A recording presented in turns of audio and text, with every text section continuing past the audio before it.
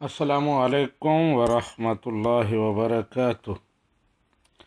سعودی عرب سے محمد وقار صاحب پوچھتے ہیں کہ میں مقروض ہوں، کیا مجھ پر قربانی واجب ہے یا نہیں؟ جی محمد وقار صاحب، آپ مقروض ہیں تو آپ اس طرح کریں کہ آپ کی ملکیت میں جو سونا، چاندی، مال تجارت، نقدی اور ضروریات زندگی سے زائد سامان جو گھر میں زیب و زینت کے طور پر ویسے ہی رکھا ہوتا ہے، جو بنیادی ضروریات میں نہیں آتا، تو ان تمام چیزوں کی آپ قیمت لگائیں۔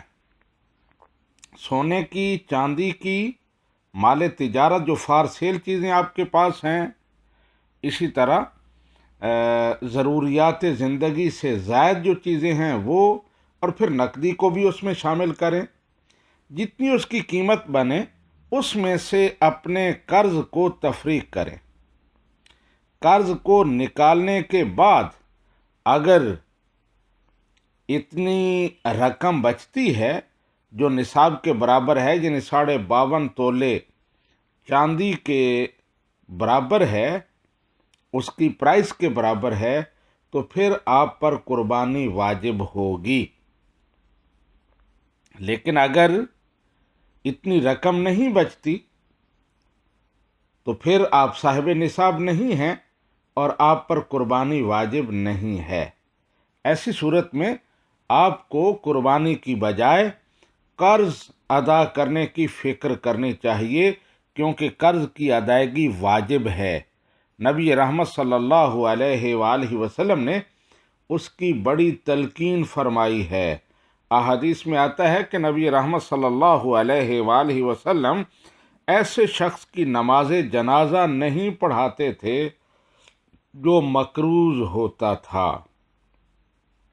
تو آپ کے لیے بہتر یہی ہوگا کہ آپ پہلے اپنے قرض کی ادائیگی کا انتظام کریں اور اس کے بعد اگر استطاعت ہو تو قربانی کریں۔ لیکن اگر آپ کا گمان غالب یہ ہے کہ ابھی قرض کی ادائیگی میں ٹائم ہے اور قربانی کرنا جو ہے وہ قرض کی ادائیگی میں رکاوٹ نہیں بنے گا، تو ایسی صورت میں آپ قربانی کر سکتے ہیں اور واجب نہ ہونے کے باوجود آپ کی قربانی ہو جائے گی۔ ھذا ما ظہر لی واللہ ورسولہ اعلم بالصواب۔